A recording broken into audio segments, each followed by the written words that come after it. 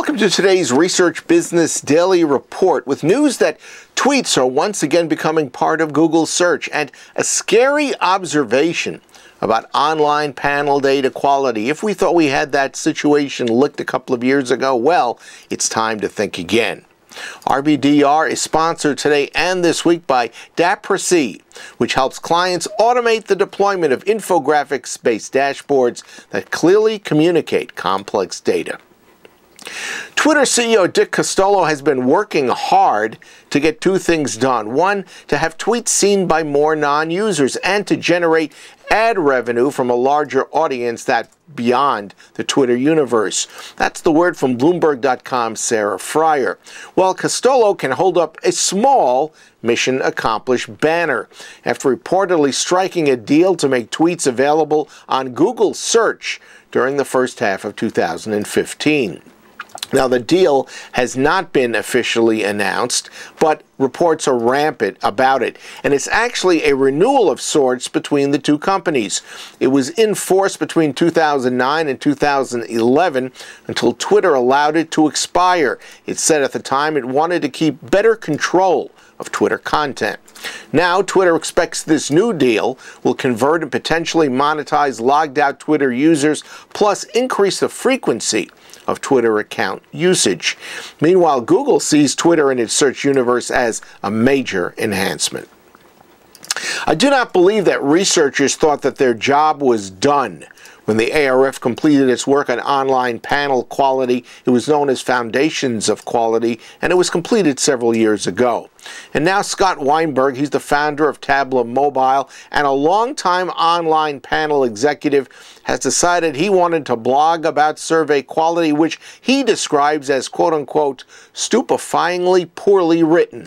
Half of the hundreds of online surveys he says he has seen over the years that used numerous panels have been quote-unquote flat-out laughable, Weinberg says. And he points to things like missing none of the above options in surveys, which I see all the time, pages of matrices in a survey, and boring surveys both in subject matter and length. In the past dozen years, Weinberg says he's been repulsed as he has noticed, one, an online panel of respondents who were bipolar or diagnosed as schizophrenic. Two, panel salesmen who he said couldn't explain standard deviation, much less rudimentary sampling theory. Three, a top 10 global research firm that says, according to Weinberg, it took years to realize that its giant tracker was filled largely with river sample. Four, infiltration of several major panels by Chinese hackers. Five, a needle in a haystack B2B project that Weinberg describes as having been magically filled overnight the day before it was due to the customer. Six, infiltration of physician panels by many non-physicians.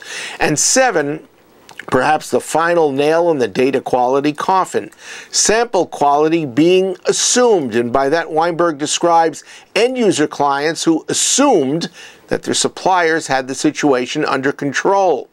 Research firms, meanwhile, assuming that their sample suppliers had it covered.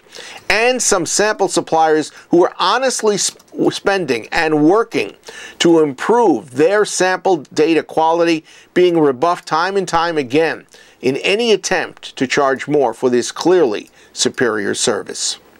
That's your Research Business Daily Report. We've been sponsored by DAPRC, which helps clients automate the deployment of infographics-based dashboards that can clearly communicate complex data.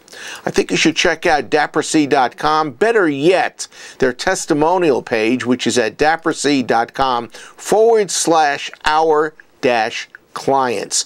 You will see information there from very satisfied customers. Have a great research day, and please join us back here tomorrow.